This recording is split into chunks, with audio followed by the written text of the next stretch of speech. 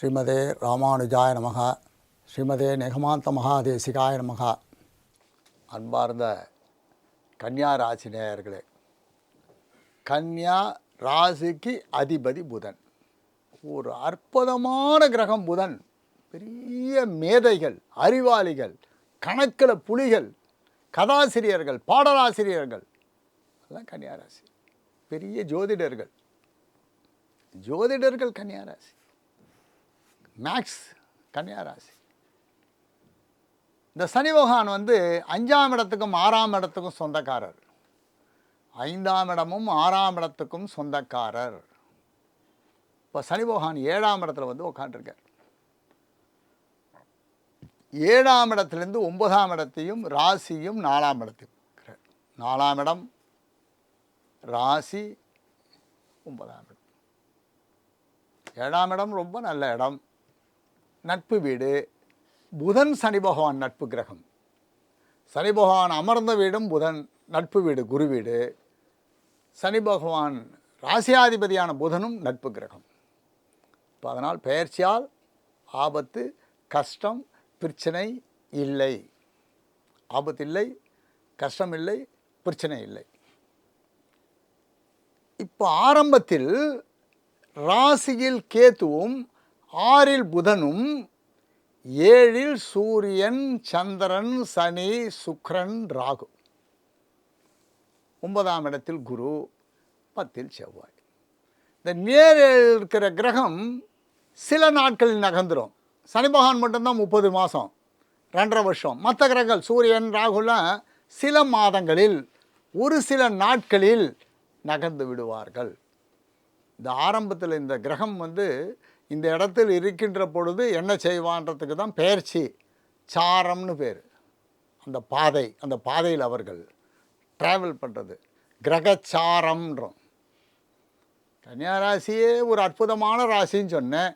சனி பெயர்ச்சி க்ளோஸ் ஃப்ரெண்டுன்னு சொன்னேன். விசாரம் இல்லை. மனைவியின் உடல் நலத்தில் அக்கறை, கணவனின் உடல் நலத்தில் அக்கறை. அக்கறைன்னா என்ன பண்ண போகிறோம்? Take care. சின்ன காய்ச்சல் உடனே டாக்டர் மருந்து மாத்திரை.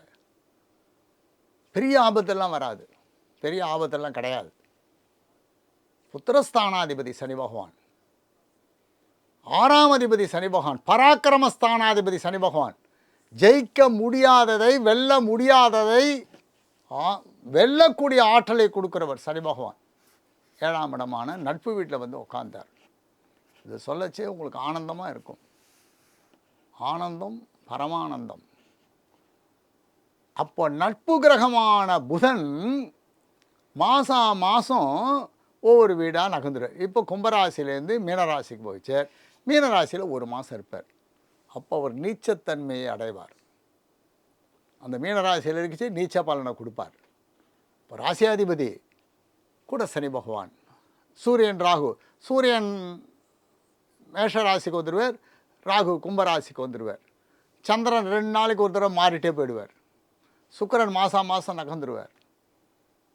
அப்போது பர்மனெண்ட்டாக இருக்க போகிற 2 ஆண்டுகள் இருக்க போகிற சனி பகவானை வச்சு தான் நம்ம பலன் பார்க்குறோம். எதையும் யோசித்து நிதானமாக செய்வது நல்லது. கணவன் மனைவி 2 பேரும் பேசி வச்சுக்கோங்க. என்ன பண்ணலாம், எப்படி பண்ணலாம் அப்படின்னு 2 பேரும். இப்போ நான் கணவனுக்கு மட்டும் இதை சொல்ல, மனைவிக்கு மட்டும் சொல்ல, ஆணுக்கு மட்டும் இல்லை, பெண்ணுக்கு மட்டும் இல்லை, 2 பேரும் பரஸ்பரம் கலந்து பேசிக்கோங்க. என்ன பண்ணலாம், எப்படி பண்ணலான்னு. எந்த செயல்பாட்டையுமே, ஒரு வீடு வாங்க போகிறோம், தாராளமாக வாங்கலாம். பூர்வ பலன். வீடு தாராளமாக வாங்கலாம். வீடு வாங்கச்சு என்ன பண்ணும், யோசித்து செய்யுங்கள்.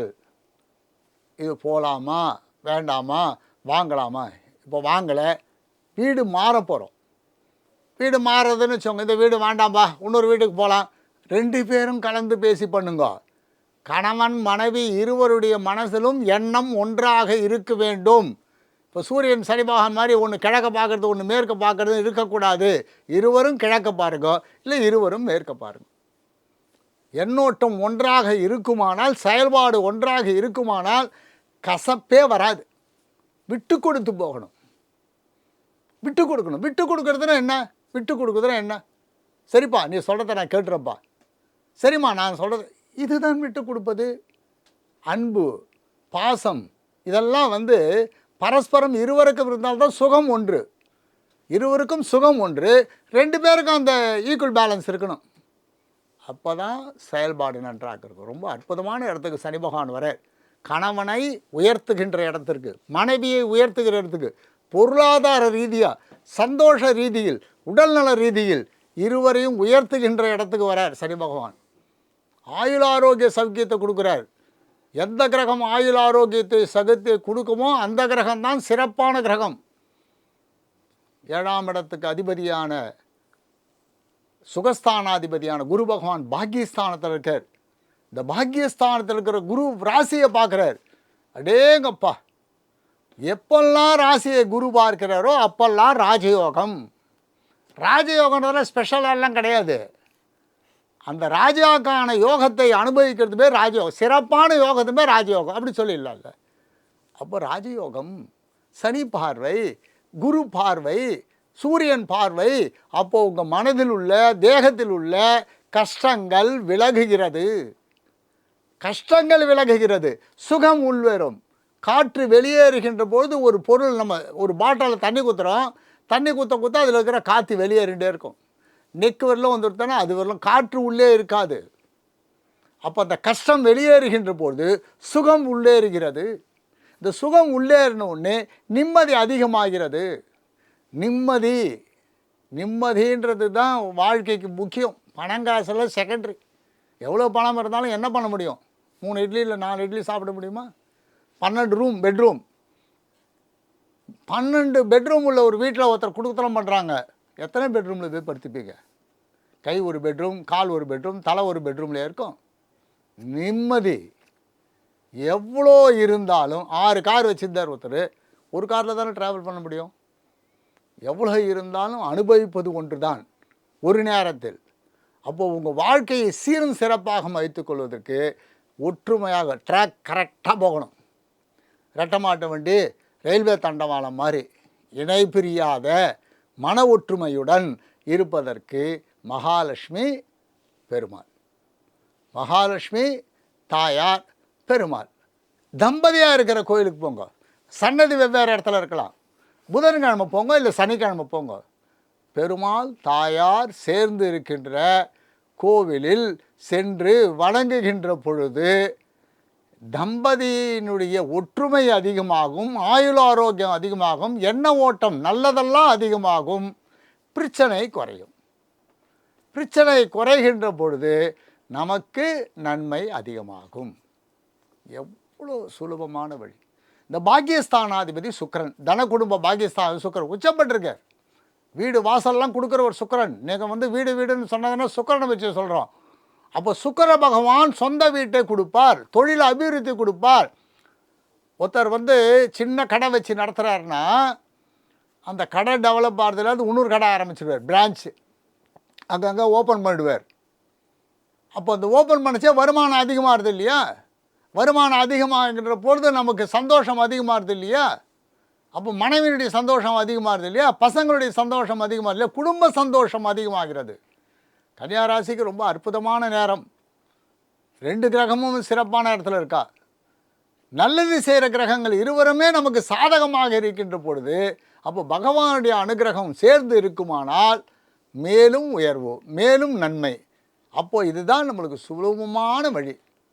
புதன்கிழமை இல்லை சனிக்கிழமை போங்க, பெருமாள் தாயாரை சேவிங்கோ, அர்ச்சனை பண்ணுங்க, கஷ்டம் வரவே வராது. ராத்திரி ட்ராவலை குறைச்சவங்க. ராத்திரி ரொம்ப நேரம் ட்ராவல் பண்ணாதீங்க.